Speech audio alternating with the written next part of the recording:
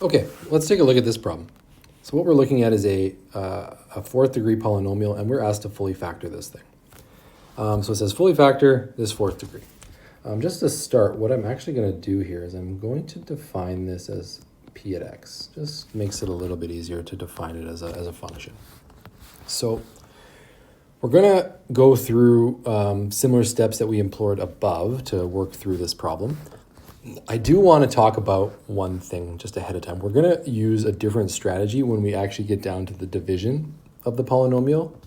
But before we do that, I do want to just dive in and remind you guys of something called the area method. So I'm just gonna give you an example here. If I had these two, let's say binomials, and I want to know the product of that. Well, there's a bunch of different strategies to multiply that out or expand it. You have the FOIL method, the distribution method, but the other one's called the area method. And really what that simply is like we'd call that the length and the width. So what we can do is we have our length, we can call that x plus 1. So we'll just say is x and we can say positive 1. And then we have an x and a minus 2 there. And so what we do to kind of work our way through this to get all the product as a decomposed sum of its parts, we just multiply our way through this thing. So to start, this first upper left box would be x times x, which is x squared. This is x times negative 2, which is negative 2x. This is 1 times x, or just x. And then this is 1 times negative 2, which is negative 2. So we figured out that, if we consolidate all that, that's going to be x squared. Negative 2x plus x is just a negative x and minus 2. So we determined this product of these expanded binomials. We multiply them together. We got this. Well, what we're going to do in this particular case, we're actually, when we see it, we're going to work backwards. So, and I'll show you what that looks like. And so it's a little bit of, fumbling around and working through this array. But there's a couple pieces here that I want to keep in mind. And it's this. Our leading term is x squared. So what typically happens is in these arrays, that term actually just sits right in the top left hand side of this array.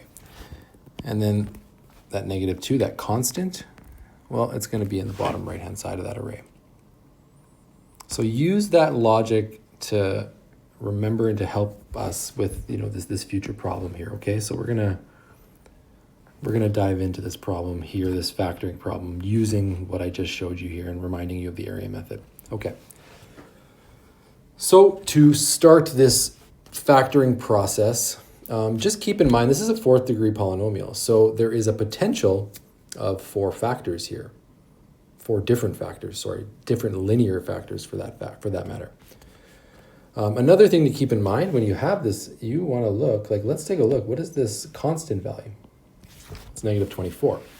That's an important value because our potential factors that we have, the constants on those linear factors, they all actually multiply together to give us that negative 24 to some extent.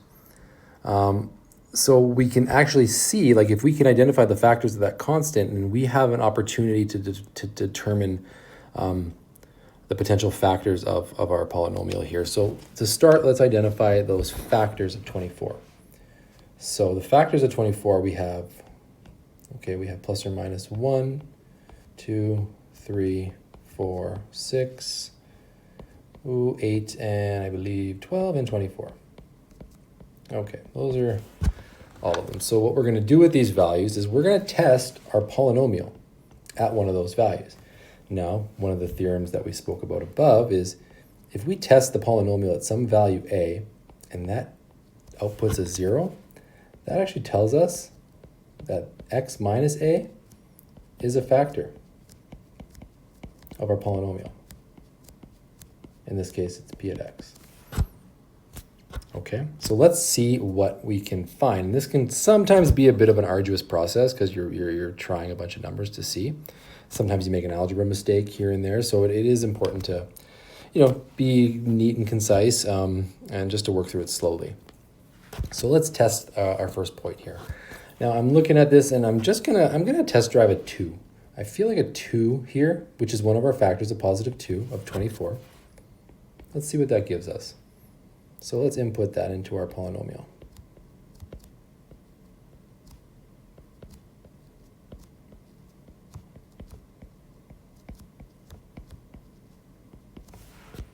So if we work out that math here, what do we get? We're gonna get, what's that, 16? 16 minus 40 plus 8 plus 40 minus 24. Now, if I'm working through that, if you see here, that does zero out. So because that zeroes out, that's a good thing. We want that. So that tells us that x minus 2 is a factor of our polynomial at x, or p at x. So we can also write that a little bit differently. We could say our polynomial at x, if we divide that by x minus 2, that's going to give us some quotient. Okay, and that's only true if the remainder ends up being 0. So let's try to figure out what this quotient is. Let's divide our polynomial by x minus 2. So let's do that in the next step. So I'm just going to put a box around this just to kind of section off our steps. So in this next step, what we're going to do here is I'm going to show you this backwards area method. So the backwards area method looks like this. We're going to divide our polynomial by x minus 2. So I'm just going to draw a box here.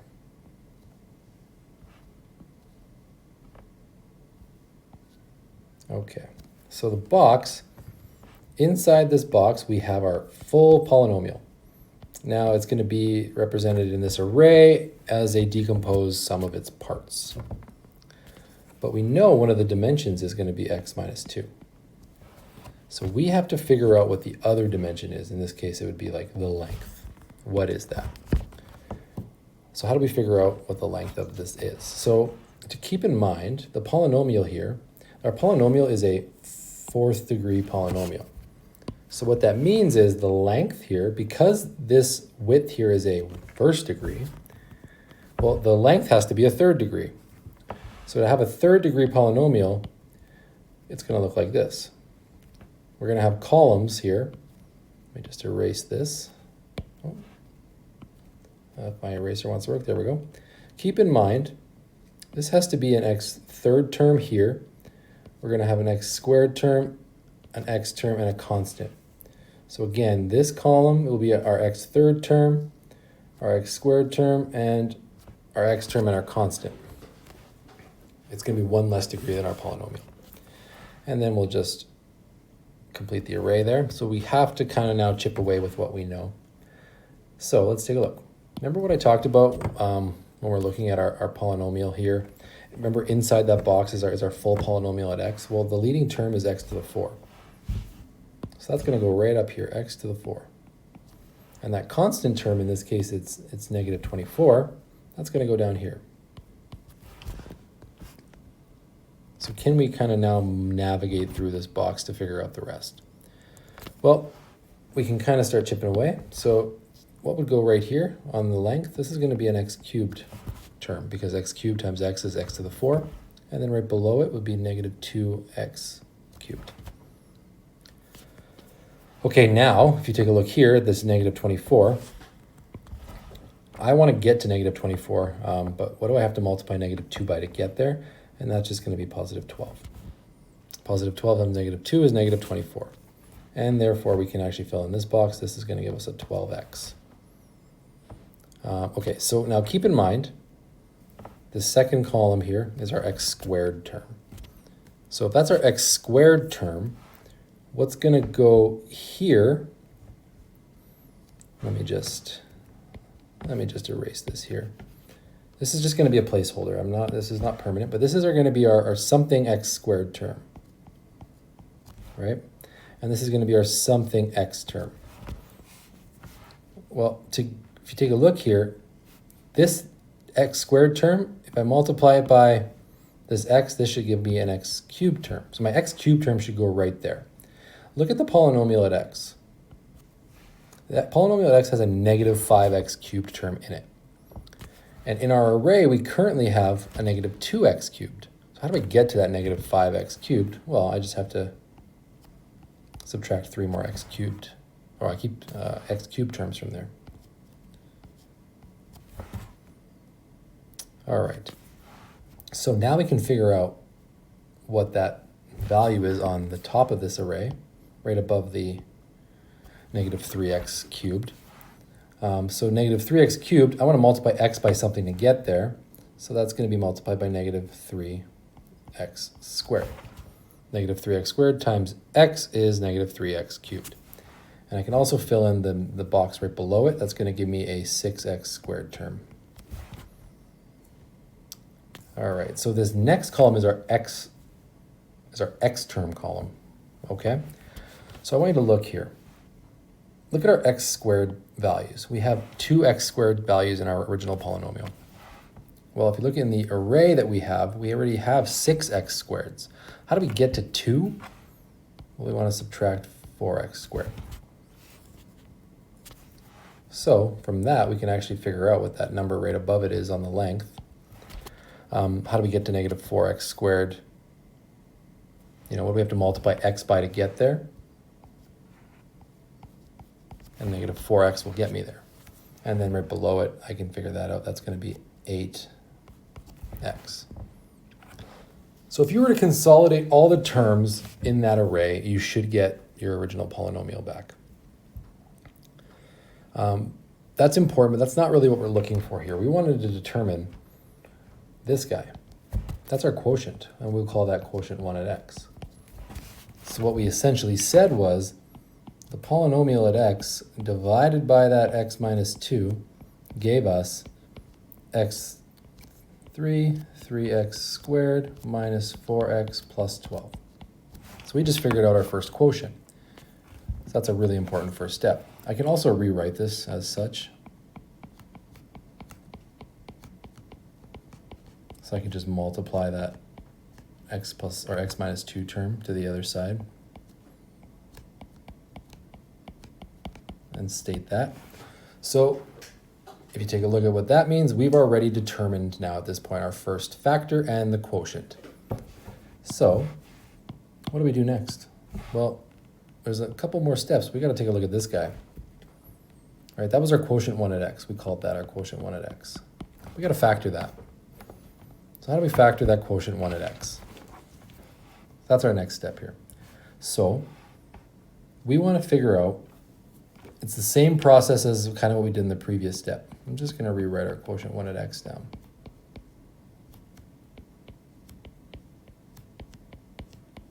Okay. What's the constant on that? Well, the constant on that is 12. So what are the factors of 12? Let's list them. That's going to be plus or minus 1, 2, 3, 4, 6, and 12. Those are all my factors of 12. So we're going to test drive all those points. We're not going to do all of them to see if we can get an output of 0. I'm going to try 2, a positive 2 here. So what do we get? 2 cubed minus 3 times 2 squared minus 4 times 2 plus 12. So if we work that out,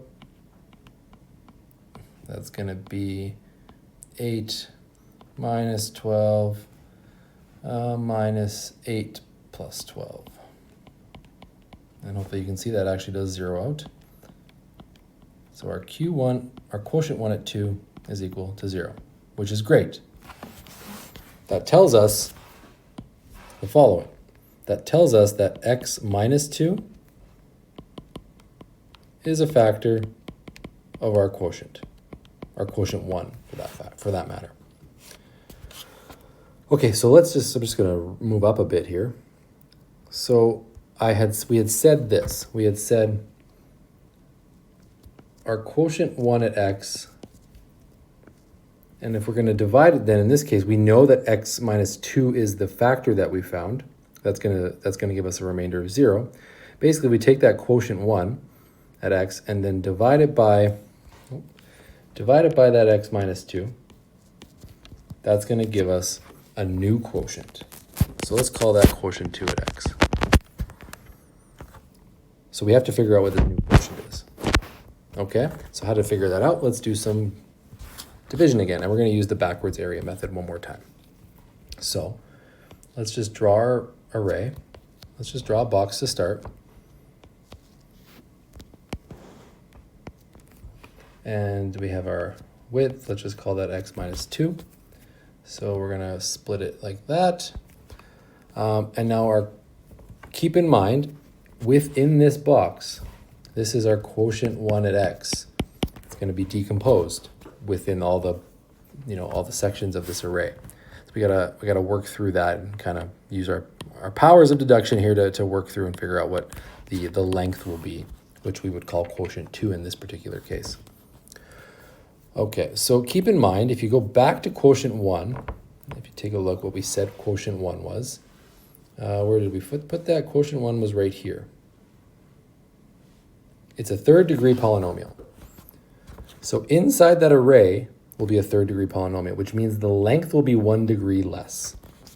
So keep in mind then that we're going to have an x squared term here, an x term, and a constant. So let's then make sections appropriate to that. So our array will be a 2 by 3 array. Okay. Now we figured out quotient 1. Let's just keep that in the screen there. So quotient 1, I'm just going to highlight it. It was right here.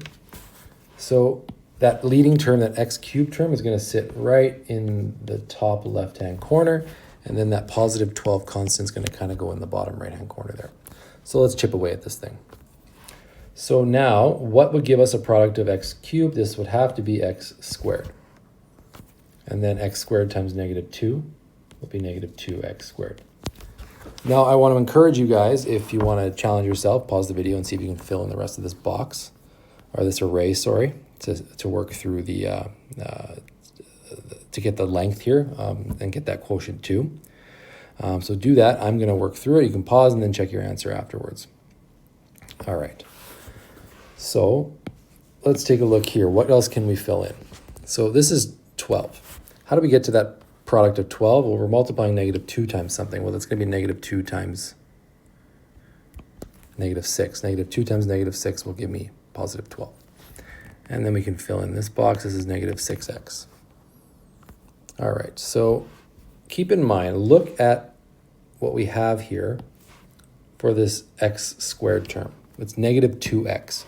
Our quotient 2 has a value of negative 3x squared.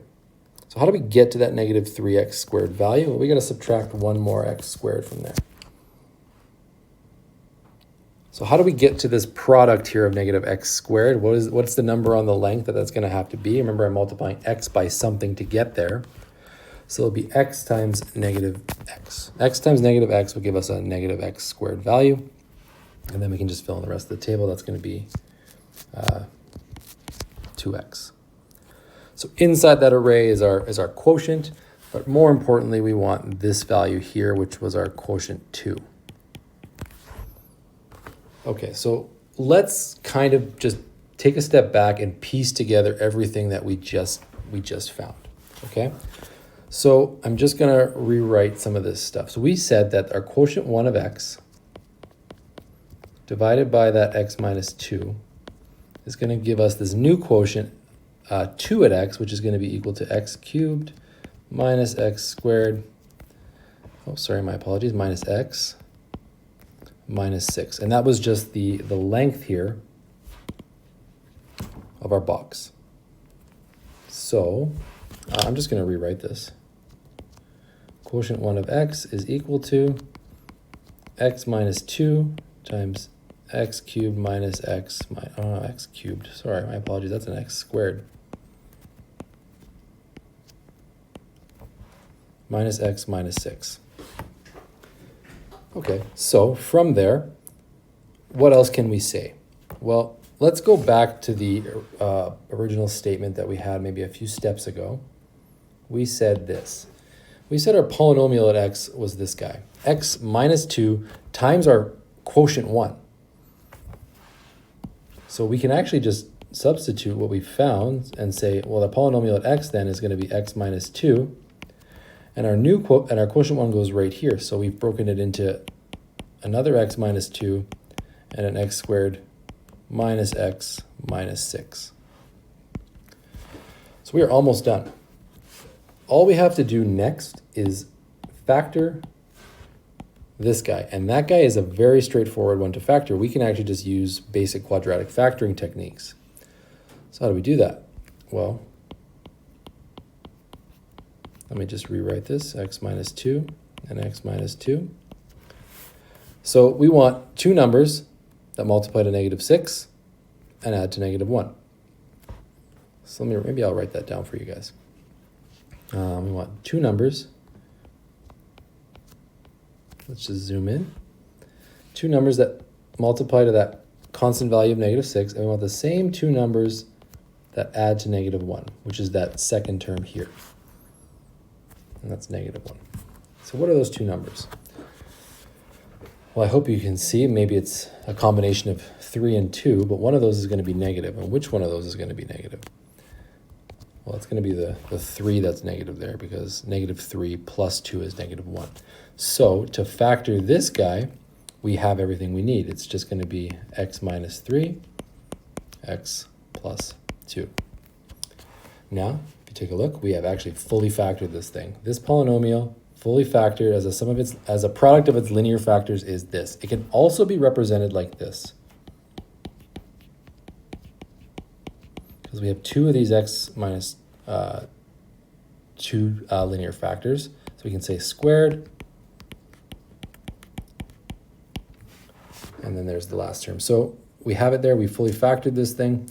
In a later lesson, we're going to discuss what maybe this second power on that x minus 2 factor represents. That kind of speaks to what the topic of multiplicity, but we'll get there. But for now, this is that polynomial fully factored.